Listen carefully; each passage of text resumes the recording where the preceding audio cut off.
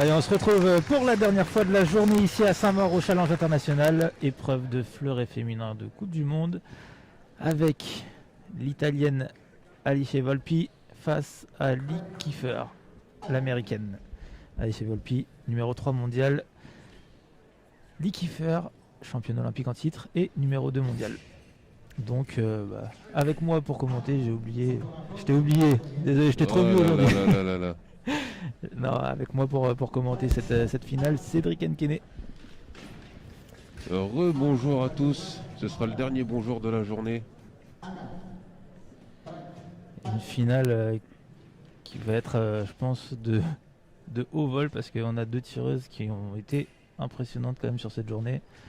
Avec quelques difficultés, on l'a dit tout à l'heure pour Lee Kiefer. Sur des deux gauchères qui ont posé pas mal de problèmes à l'américaine.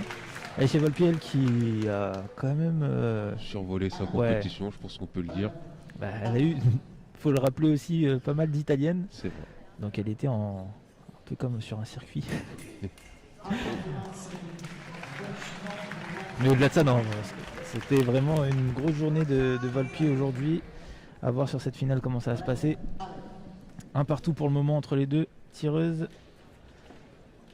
Un peu comme tout à l'heure, hein. Kiefer qui accepte de reculer. Alors sur Dubrovic ça fonctionnait pas mal parce qu'elle était peut-être un peu moins mobile que Volpi. Bon, en tout cas peut-être un peu moins précise dans sa gestuelle de déplacement. La Volpi pour le moment qui arrive à attaquer. D'ailleurs là on voit qu'elle a vite changé de stratégie Kiefer sur cette touche qui est tout de suite partie vers l'avant.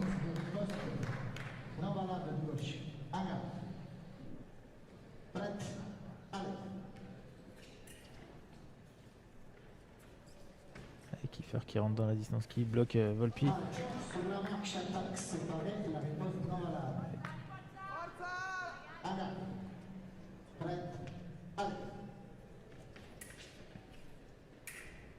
La prise de fer de Kiefer qui n'y va pas forcément.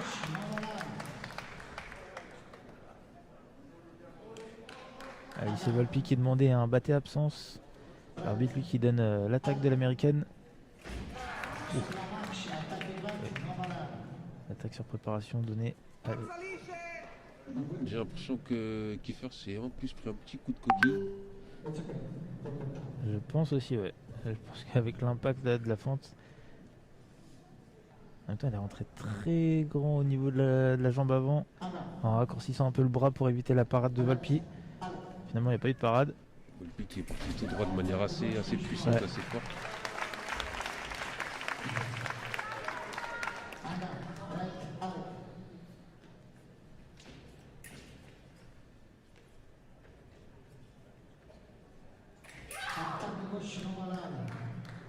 Attaque donnée à Kiefer. Pas de touche. Volpi qui déclenche une fausse attaque. Kiefer qui repart pas immédiatement. Voilà la parade riposte. C'était très statique cette action. Très... C'est bizarre mais bizarrement bien fait je dirais. Bizarrement bien fait aussi, ouais. Allez, la remise d'attaque là pour Volpi qui enchaîne un peu. Pour prendre 2 touches d'avance.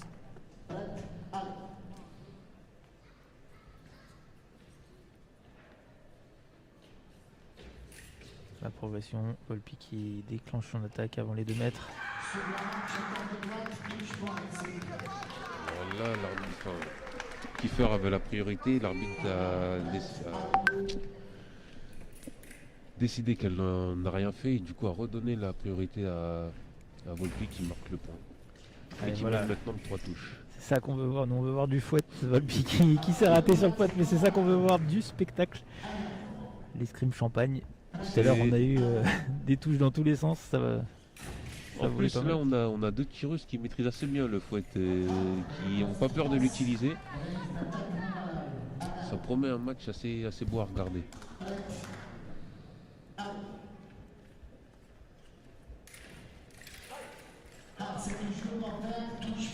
Alors c'était pas le fouet qu'on espérait, mais c'est efficace pour Kiefer. Cette parade riposte bloquée, bien écrasée là pour pas que Volpi puisse mettre sa remise. Et la riposte est efficace. 5-3.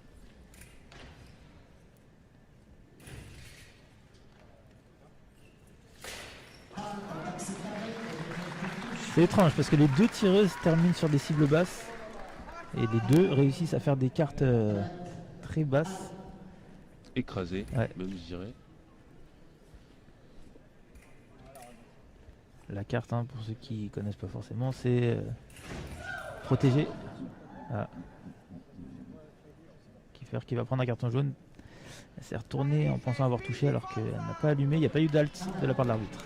Donc, ouais, la position de carte, c'est la défense de l'intérieur, en gros, de la cible, du ventre, pour simplifier un peu les choses. Et elle veut Kiefer, pardon, qui recolle au score, 5 partout.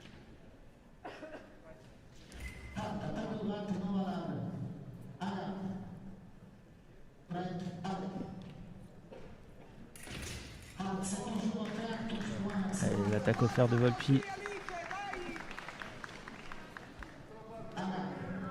Un peu moins d'effort qu'au début du match. On va un petit peu moins dans ces 2 mètres.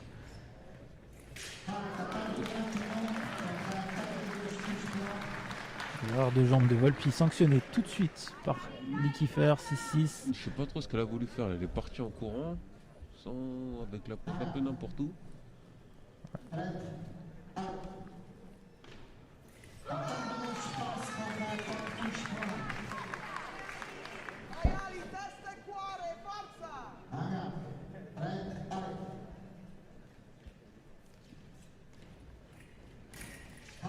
Toujours cette attaque qui termine en cible basse.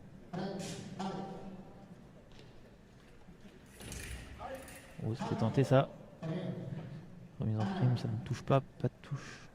Il reste 29 secondes dans cette première reprise.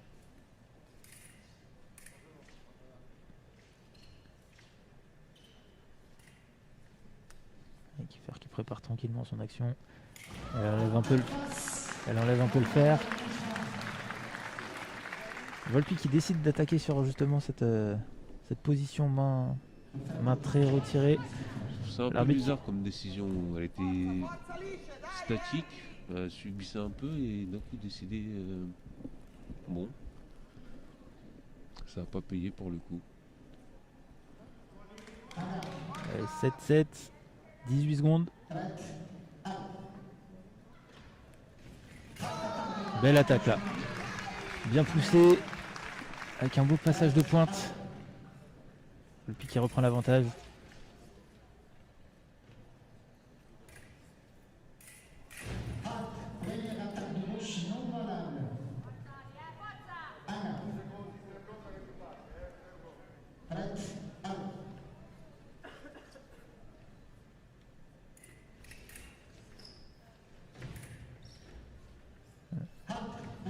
Allez, on ira à la pause sur ça.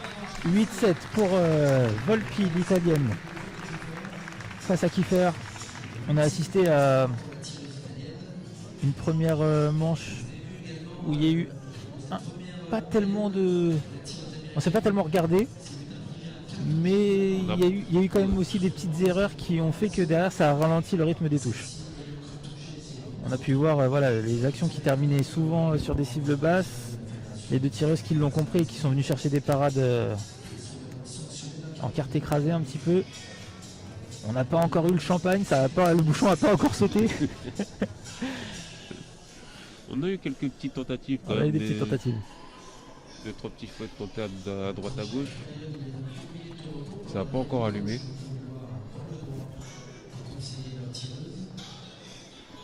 Allez. Coach américain qui donne beaucoup d'informations au niveau de sa gestuelle. Il lui montre les mouvements. Thierry lui, il est plus dans la parole avec Volpi.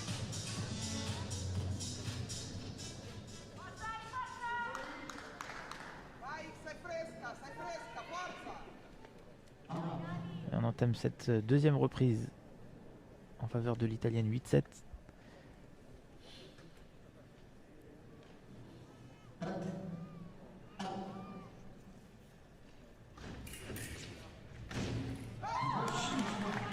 Bien rattrapé ça de la part de Kiefer.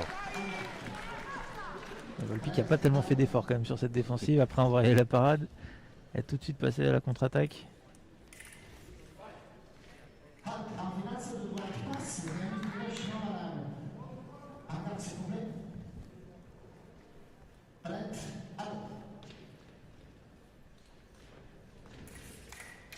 C'était ça qu'on voulait, mais ça n'a pas touché. L'attaque de Volpi paré, le fouet de Kiefer qui n'allume pas. Et derrière Volpi qui sanctionne 9-8.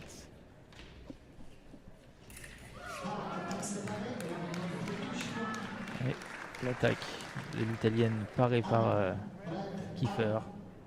9 partout. Oui.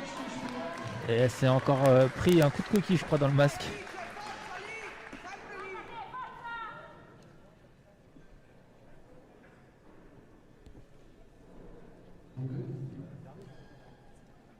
Alors, ce qu'on appelle le médecin. Si je me trompe pas, dans le règlement coup de coquille dans le masque, c'est carton rouge. Au JO, par exemple, Enzo Lefort face à Garozzo, simultané coup de coquille dans le masque, il a pris carton rouge. Là, je ne comprends pas pourquoi on n'irait pas sanctionner. On pourrait même faire appel à la vidéo pour, de la part du côté de la... Ça devient compliqué au niveau du français, pardon. Du côté américain, on aurait pu demander une petite vidéo pour le coup de coquille. Ça reste dans le fair play, du coup, c'est pas plus mal. Et ça fait 10 partout. Et voilà. Et paf, le champagne qui pète. Cette belle attaque en fouette. Oh là là, c'était bien créé pourtant de la part de Kiefer, cette action encore, qui a décidé d'accélérer un peu le rythme. On l'a déjà vu tout à l'heure, ça aussi. Un petit moment où ça ralentit et après un enchaînement d'actions. Là, ça se rend coup pour coup. Dès qu'il y en a une qui mène, l'autre revient tout de suite derrière. Est-ce qu'on se dirigerait vers un nouveau 14 partout de la fin sur un match de Kiefer? Alors il y a un proverbe qui dit jamais 203. Est-ce qu'elle réussirait potentiellement à... On ne sait pas.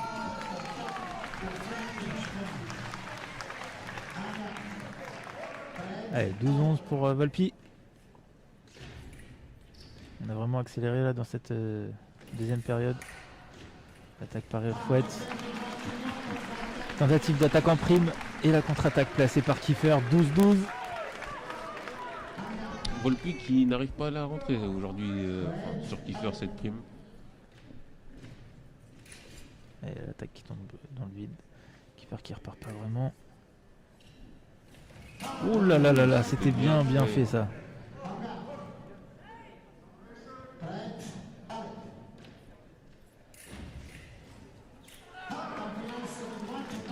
Oui, non valable. C'est effectivement la dernière de droite de Kiefer qui passe et la remise du coup. Et Volpi qui a pris la priorité. Et Kiefer qui repasse devant 13-12. Allez, c'est pas le moment de se rater pour Volpi. Pour Kiefer, c'est le moment justement d'aller mettre cette 14e. Un peu plus de mobilité que par rapport à tout à l'heure. Par contre, on rate beaucoup d'actions. Hein. On a vanté la précision de ces deux tireuses plus tôt dans la journée. Peut-être un peu de fatigue aussi. C'est la fin de journée. Oh, voilà, belle attaque.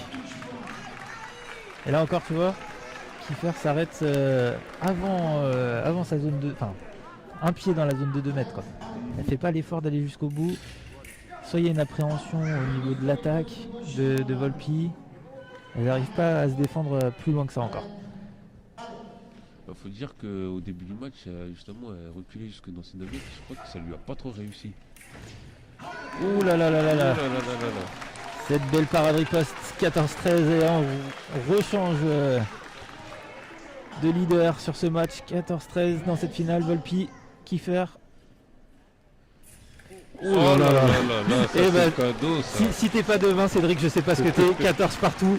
Les nerfs sont tendus. Allez, le pari, tu dis qui? Allez, Kiefer, j'avais 203 comme tu nous disais. Allez, les paris sont pris. Et non, ça sera Volpi. Ça sera Volpi, la parade riposte.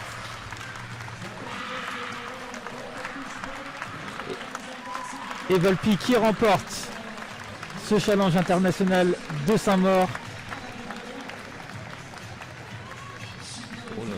Bon, c'est pas très Covid, mais c'est pas grave. C'est pas grave, c'est le sport. Il faut se lâcher un petit peu.